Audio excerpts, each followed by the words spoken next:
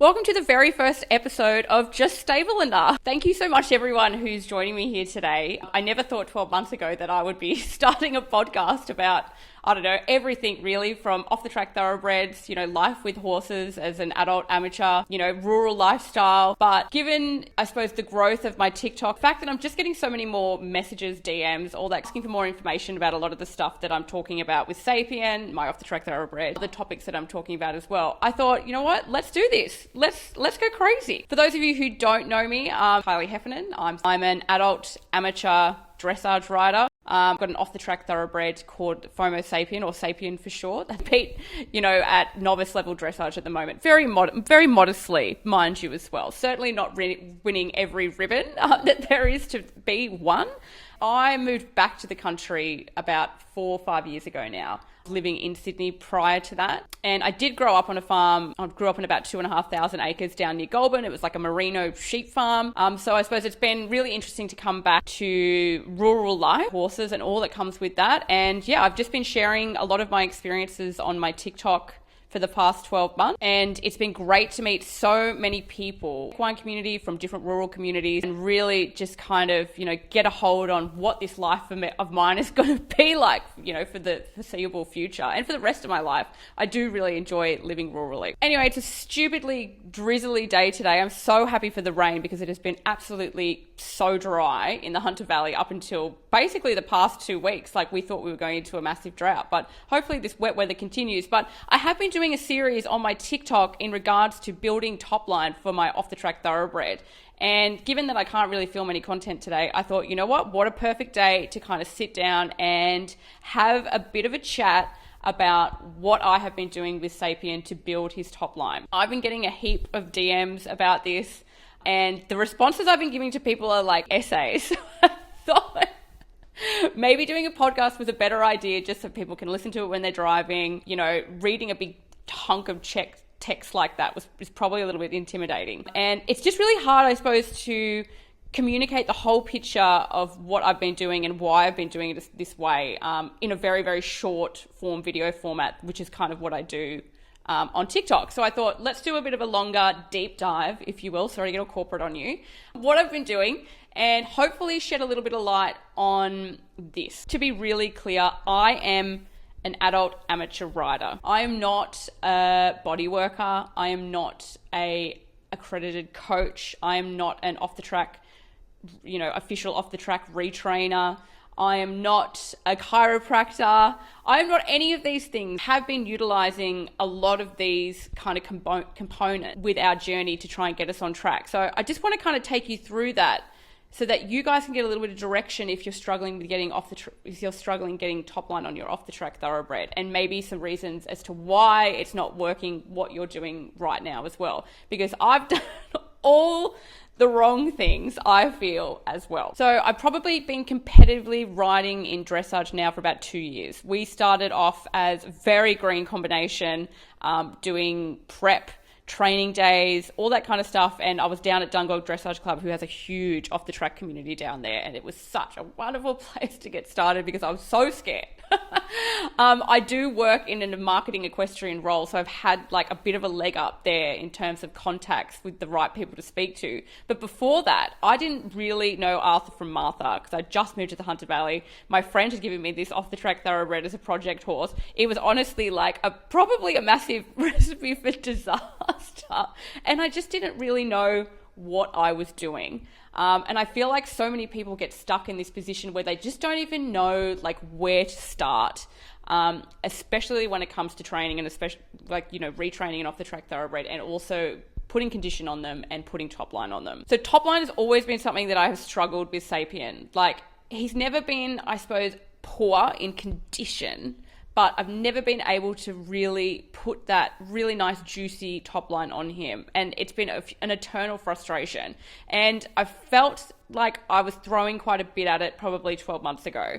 I started him off on like a Pride's protein pack. And this is like a soybean meal. It's a very, very good source of protein for building muscles.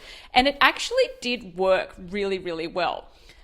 He kind of bulked out really quickly. He looked amazing, but some of the problems that I was having with this was that his behavior went absolutely sideways. He was almost unmanageable on the ground and under saddle. And on top of that, because he had bulked up so quickly, I was having some really, really challenging saddle fit issues. So this kind of leads me to my first kind of like jigsaw piece, I suppose, when it comes to addressing Topline in an off-the-track thoroughbred, and it's nutrition. And unfortunately, a lot of us can kind of jump to, and like I said, I've done the exact same thing, to just grabbing that supplement that tells you that it's going to help your off-the-track thoroughbred build Topline or help your horse build Topline. And many of these supplements do, okay? It's not to discredit the supplement itself. However, you need to look at your horse's diet like quite holistically. And sometimes, I'm guilty of this, you don't really know what you're feeding your horse and whether or not it's meeting all of the requirements that your horse needs in order to build Topline. Muscle is built off protein. I'm not a nutritionist, so I'm not going to get into this too much because I'm just trying to understand it myself, I suppose from a very much a surface level kind of position. But your horse needs to have a balanced diet, and it needs to have, I suppose, a little bit, not a surplus, but enough protein in order to be able to build muscle and amino acids and all that kind of stuff. Muscle development is about that protein. Now, the problem that I was having with the protein pack wasn't that the protein pack was the worst thing in the world. It was that on top of everything else that Sapien was eating, it was just giving him too much energy. And the way that it was explained to me was really, really cool. It was like, imagine your horse's diet, right, is a bucket. And all the things that you feed it, it's chaff. I know I said chaff, awful. It's hard feed, any supplements, hay, pasture. All those things go into your horse's bucket. When you are exercising them, when they're outputting energy, the bucket gets lower. If you are not lowering your bucket enough in comparison to how much you're putting in the bucket, a bucket is going to spill over. Now, this can happen depending on your horse. A few things can happen here. If you've got a horse that runs to fat, you might see them go like laminitic, gain a ton of weight, which isn't good for them either. Whereas for a horse like Sapien, it's just exploded in terms of like energy. And that's why he's become so unmanageable. I kind of know now that Sapien is being overfed, or I'm putting too much into his diet, when he will start just being silly from the moment that I get him from the paddock all the way through to getting him tacked up with the cross ties, out, when he's under saddle, all that kind of stuff. And it's just like an overload of energy. And while a lot of people do, I'm not saying that a lot of people don't underfeed their off-the-track thoroughbreds, because that's another thing that I want to talk about as well. I am saying that sometimes we can be a little too heavy-handed with what we're trying to do, and we can throw too much at it. And also, when you throw everything at a problem, you've got no idea what's working and what's not working. And at this point, because I had increased Sapien's hard feed, I'd put him on the protein pack, I was giving him additional hay, plus he had a whole heap of pasture. I was kind of like, well, which one is it? Is it everything? Is it one particular thing? I don't know. So what I ended up doing was kind of bringing everything back. I brought back his hard feed. I took him off the protein pack. That just wasn't working for us. It's worked for just about everybody else that I've known though. But it didn't work for us. Soybean meal seems to be something that just doesn't work quite. It just gives him too much energy. And I can't deal with that. So that one's kind of struck off the list for us. But I brought his diet right back, and I started utilizing, I suppose, more nutrition like resources. And that was, people that I know, first of all, asking them a lot more questions about, where they thought that I was going wrong, who were well involved in horses. And that was a really big one as well, who they helped me. And then also utilizing resources like the My Happy Horse app. That was probably one of the major things that really helped me get my diet right for Sapien and figure out, oh shit, I'm like feeding my horse way too much. But then I wasn't feeding him enough forage. So there's that as well. It's like the diet, even though I was feeding him a whole heap of protein and things that were giving him energy, I wasn't giving him enough forage. So that in its turn was causing more problems. So ironing out the diet was probably the first thing that I needed to do. And once I did that, I had a horse that was happy to work with me.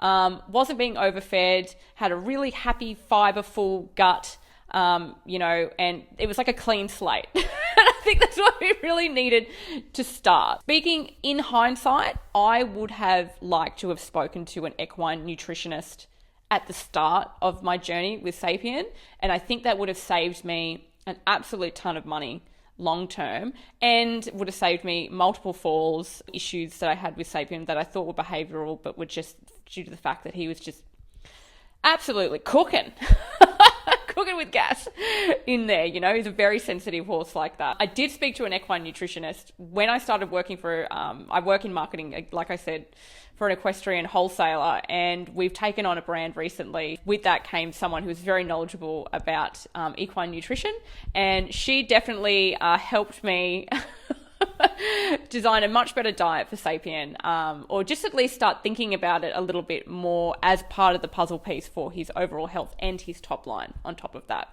So step one, nutrition. That's been the biggest thing. Sapien's diet now is very much fiber first. He's getting a lot of his proteins from lucerne hay, or they call it alfalfa in other countries. And Sapien is getting a lot. I feed out probably close to 10 kilos a day of hay. That is probably about what he needs overall, but that's what I'm feeding at the moment because I feel like it keeps his head sane, it keeps his tummy full, and we're still getting all that long stem fiber that he needs as well for great digestion and all that kind of stuff. I do also feed, now that it's coming into winter, I feed that I've just started feeding the Barristock super fiber mash, and that's been another thing that I've seen results in terms of top line and condition kind of quite rapidly. Feeding, and I'm not even feeding the full amount at the moment. I think I'm only feeding about 800 grams a day, and that's been really, really helpful. Every horse is different as well, and every horse's workload is different. What Sapien is getting might be different to what your horse is getting because maybe they're not doing as much. You've really got to think about that as well. Like, just keep thinking about that bucket, am I putting too much in the bucket? Am I not putting enough in the bucket? And when I'm kind of talking about not enough, I do kind of want to touch on this little bit of a myth that I think floats around about off-the-track thoroughbreds. People fall back on this, and it does really shit me to tears a little bit when they say, an off-the-track thoroughbred is never going to look like a warm blood. And while I do agree with that because they are a completely different type of horse, that doesn't mean that your off-the-track thoroughbred can't be in good condition. I do feel like sometimes people blame, I suppose, the poorer condition of their off-the-track thoroughbreds on the breed type. And realistically, that horse is just not getting its nutritional needs met. No one's saying they're going to look like a warm blood coming down the centre line at, bloody Wellinga. It's just, I think, important to recognise that just because something is an off-the-track thoroughbred doesn't mean it needs to be skinny or it's naturally skinny. Off-the-track thoroughbreds can hold weight. Off-the-track thoroughbreds can hold top line. It's just about having all those jigsaw pieces in place. So the next thing that was a huge barrier for us, and again where I really fell off the wagon, and I did let my horse down with this one, was saddle fit. If your saddle does not fit, you are not going to be able to build top line. And that's because your horse will start compensating and you'll end up with atrophy, which is what actually happened to me in Sapien. I had a little bait saddle that I bought. It was $500. I thought it was going to fit my horse because it had an easy change gullet in it. And I was like, as soon as he puts top line on, I'll just change the gullet. And this is me being a green rider who does not really understand saddles very well at this stage. And I was like, great, this is going to be amazing. This saddle can grow with us. Little did I know that there is a lot more to saddles than the gullet. And little did I know as well that my horse is a very difficult horse to saddle fit in terms of what his body type is. Sapien has a high wither and a short back, and there aren't a lot of off-the-rack saddles that fit him. So when I had been feeding this protein pack, he had obviously gained a lot of muscle, and the behavioural problems were, they were, there's a lot of bucking, there was a lot of issues with transitions, there was a lot going on that was probably a little bit of dangerous behaviour for me specifically. I remember having a lesson with my coach. I just walked him around, we were just warming up, and we moved into our trot work, and he just lost it.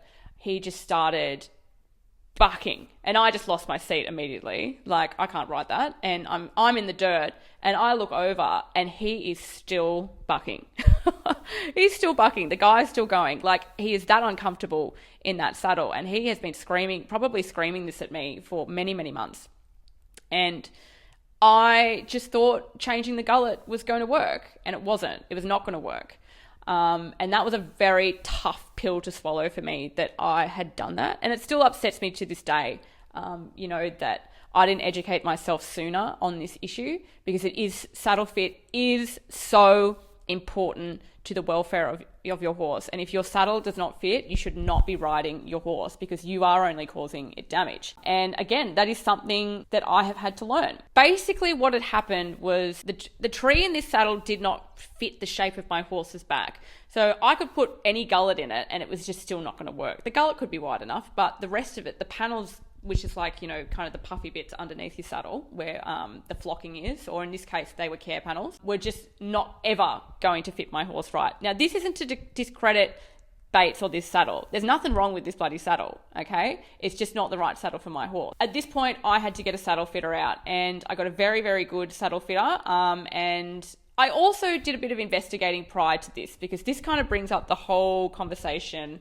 again, that a lot of people like to have about saddle fitters not being independent, saddle fitters wanting to sell you saddles, all this kind of stuff. And whenever I see someone kind of post on like a Facebook group or something like that, being like, oh, I'm looking for an independent saddle fitter who isn't going to try and sell me a new saddle, I do giggle to myself a little bit. Because I work for a distributor, and I just know that saddle fitters have to often be tied to a particular set of saddles. It's survival. Otherwise, they won't have access to any saddles. And sometimes people do need new saddles, or they want to buy new saddles, But I do understand the kind of the sentiment behind that, because people, they don't want to feel like they're being forced to spend $8,000 on a new saddle when they could get their current one adjusted and it fits. And a lot of the time, like, you may have a saddle that will fit after an adjustment. That is the case a lot of the times. But the unfortunate thing about horses is, sometimes it just doesn't work out that way, and you may need to buy a new saddle or source a secondhand saddle that's the right one for you. But what I did before I got the saddle fitter out was I did a lot of research about my horse's particular body type and other people who had off the track thoroughbreds, and what they were using and why they were using it. There was a lot of people in the Bates Wintec, kind of setups, which is great, and a lot of people ride very successfully in those saddles. I see it every day. But for us, I knew that probably wasn't going to work.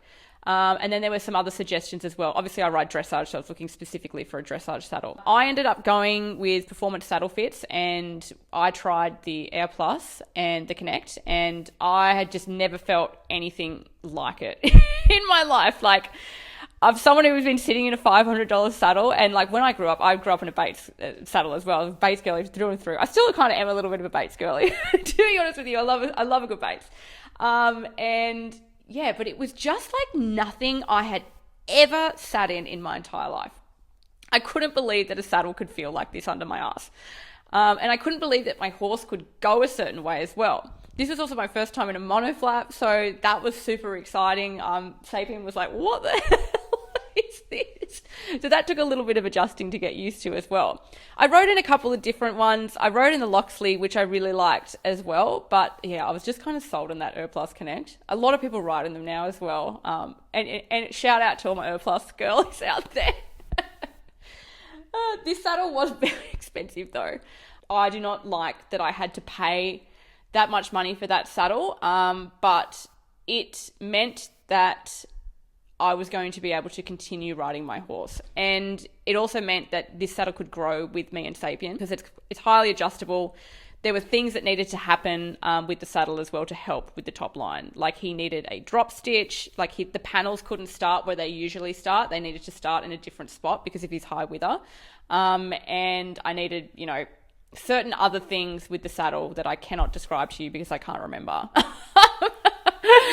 that were also going to help. So place the order for the saddle. The saddle took about 3 months. My lovely coach was so nice to lend me her custom saddlery saddle. And oh my God, that was another really nice saddle, to be honest with you. I love that saddle. It was a little small for me, but we got the booty in there. Anyway, so poor saddle fit will basically give your horse atrophy. And that is where the muscles, it's called muscle wastage. And Sapien has atrophy in his wither pockets, and he had a little bit along, I suppose, like his back as well, like where the saddle sits. And I was so mortified about that, and I was so mortified that my saddle choice and my butt had done that to my horse, caused him pain, basically, and it was just fucking horrible.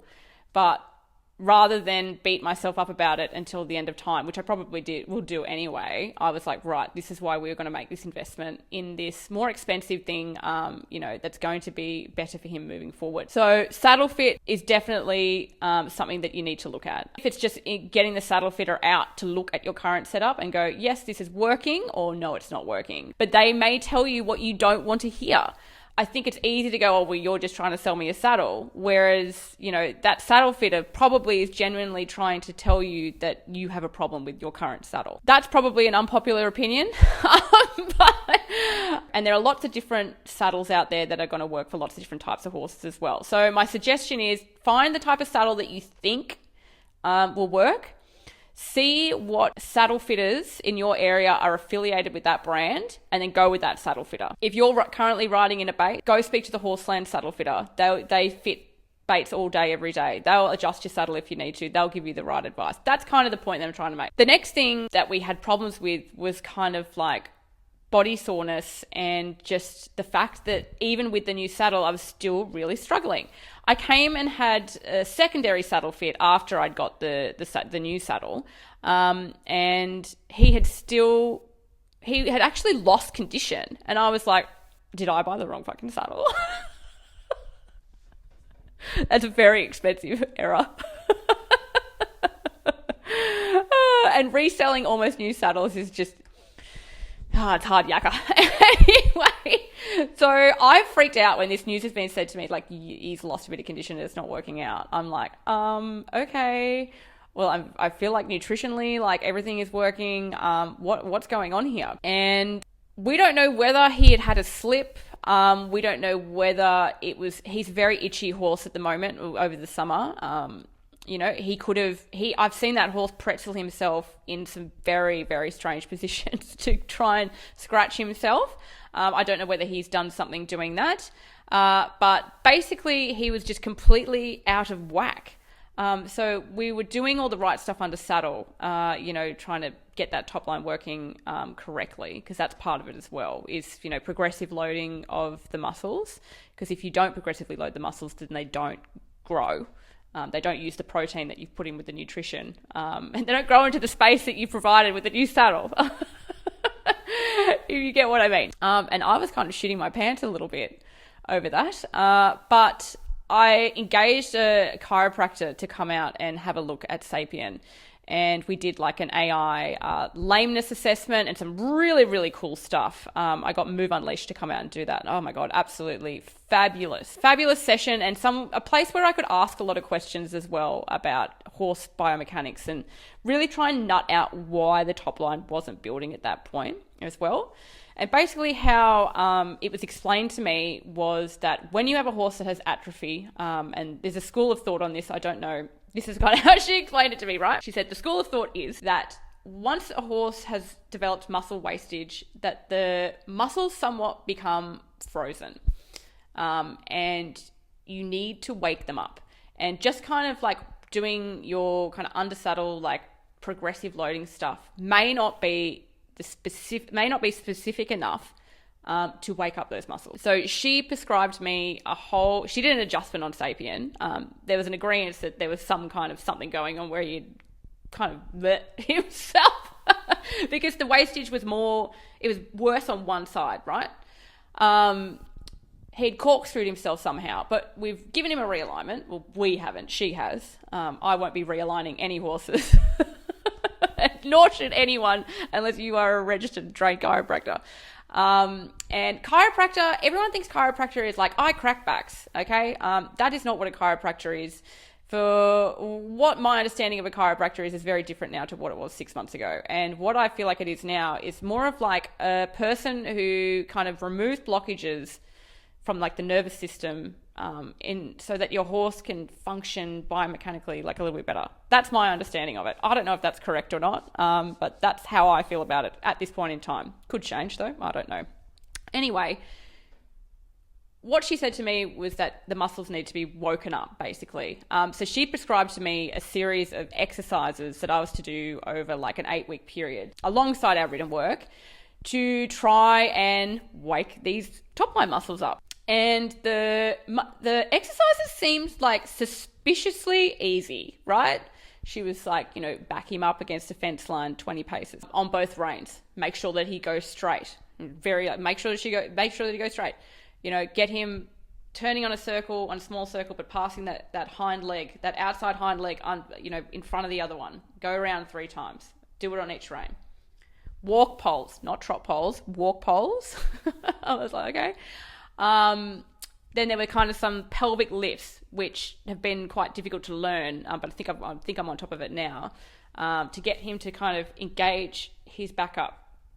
Then carrot stretches, which I've always been very suspicious of, because I'm kind of like, how does a carrot stretch like help yours? Didn't understand, right? I did not understand. And she was like, work on these for the next 6 to 8 weeks, then we'll have a follow-up appointment, and then we'll have a look. And I was like, okay.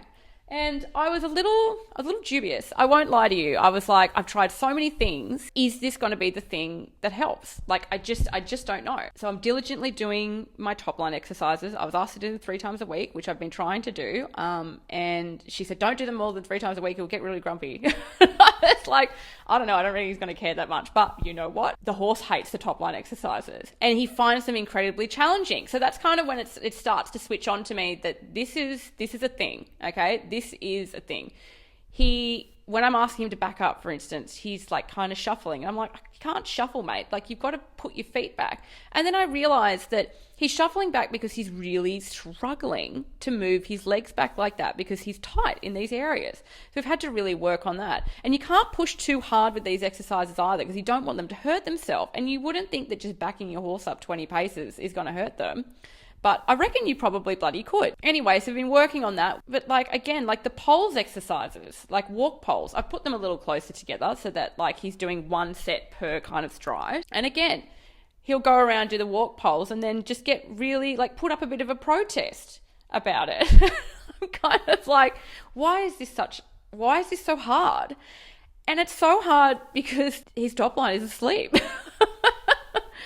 And progressively, the exercises have become less stressful, but he still doesn't like them. They have been really helpful. Anyway, about 2 weeks ago, like behaving really strangely. Like I took him, it was a bit wet at my agistment, so I took him up to like a top area where they're building another arena, and it wasn't as wet up there. And I was riding him around, and he just started going absolutely nuts. I was like, oh my God.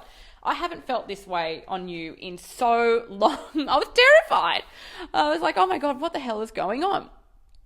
So I've jumped off him, and I've taken him down to the round yard, and I'm like, I'll just have a little play around here and just see what's going on. Because the thing about my off-the-track thoroughbred Sapien now is that he's a very chilled out guy, okay? But when he's in pain or when something is wrong, he is not a chilled out guy. He will try and communicate with me very loudly, because I think he must think I'm hard of hearing, which, you know, can you blame him? Given the situations I may have put him in previously. I was like, all right, let's just work here on the ground for 5 minutes and just see. And he's just, the guy was just inconsolable, kind of like trying to stand up on his hind legs, and he was just so uncomfortable. And I was like, what is going on? So I took the saddle off. Immediately, then he was able to do the things that we do on the ground. You know, work him without a lead rope or a lunge rein, and he would stop, trot, walk, canter. He was having some troubles in his left canter transition. He was like throwing his head up. So I was like, okay, we've got a niggle there. That's body work that needs to be done there. And I've also got chiro this week as well, so I can ask some more questions about that. But it's because the saddle had stopped fitting. So I spoke to my coach, re-shimmed the saddle out, got him kind of going again, and now he's fine again. But his saddle didn't fit because his bloody top line's come up so quickly. And I kind of been noticing it. I was like, around, especially across his like croup, you know, it had become a lot flatter. It was like you could set up a cup of tea on it. You know what I mean? Which I'd never been able to do that before. And I was kind of like, okay, well, that's pretty cool. But again, just not being on the front foot about getting the shims sorted out, because I will get the saddle fitter out in the next couple of weeks anyway, because we're going to need to have another saddle fit. But, you know, I can remove shims. That's fine. But the exercises, that I thought were super simple and weren't going to work and all that stuff, they bloody worked. I had a competition last weekend as well. I had to scratch. I was like, well, I don't want to take him in if he's a bit uncomfortable. Like, it's the best problem to have, but it was probably very poorly timed. But yeah, it's been working and I couldn't believe it. And I suppose this is the thing as well. It's like we have been doing a lot of under saddle stuff too, as well. And it's another conversation, about progressive loading and how that is something that you need to do in order to build muscle. But the big contributing factors to this have been nutrition, saddle fit, and clearing blockages and working with simple exercises to wake up those muscles that are along Sapien's top line in order to go, okay, we now can build top line. Now we're cooking with gas. And it's not been a straight line. And I suppose if someone's going to listen to this and probably think, well, this is stupid, like none of this is ever going to help. But it really did help me. And it's just crazy because I never would have thought at the start of this that this is kind of like the way to go. I just did not think that. A lot of people have been asking me questions about how I've been, you know, working on Sapien's top line and different things and this, that, and the other. But I suppose filling you guys in on the whole story at once, I hope will be really helpful on getting you, I suppose, where you need to be asking your questions about your horse's top line. Not every horse has atrophy as well. It could be another puzzle piece that you were missing in order to build top line, because that's kind of how I look at it now. I see top line development as like a big jigsaw puzzle, and there's all these different parts of the puzzle that need to go into it in order for it to actually work. And everyone's probably going to have a different piece missing if it's not working for them. But I have made so many mistakes with my off-the-track thoroughbred, and I didn't have, especially when we weren't training with a coach and when I wasn't working in the industry either, and I was really green, I didn't really know. I didn't really know where to go to find information about how to fix these things. I didn't really understand why my horse was behaving in a way that it behaved. You know, I grew up with horses, and, you know, anyone who grew up in the era that I did, it was like a horse is misbehaving, it's just naughty, and you need to kind of like overcome that with either brute force or you know, a training aid like a whip or spurs or something like that. And, you know, I look back on it now and it's just like, oh my God, like probably my horse needed a bloody saddle fit. You know, it might have needed a different bit. It might have, you know, there are so many reasons why a horse behaves in a way that it does. And a lot of the time they are trying to communicate with you. So, you know, if you're having behavioral problems as well, you've got to ask yourself that question, you know, is this a training problem, or is there a puzzle piece missing that my horse potentially needs in order to be complete? And I think that conversation kind of spans outside of saddle fit and top line development as well. It's just more of a training thing. Anyway, that's probably enough yapping out of me today. Thank you so much for joining me on my very first episode. You know, I think I've said about 1,000 times, and I apologize for that. Hopefully, the more of these that I do, the more confident I get speaking into a microphone for a very prolonged period of time. But yeah, if you follow me on TikTok, if you've only just found me here on Spotify or on YouTube, and I'm going to be doing more podcasts in the future. I don't know how often I'll be doing these. It just kind of depends on time. Anyway, thank you so much for listening, and I'll see you next time. Thank you for coming to my TED Talk.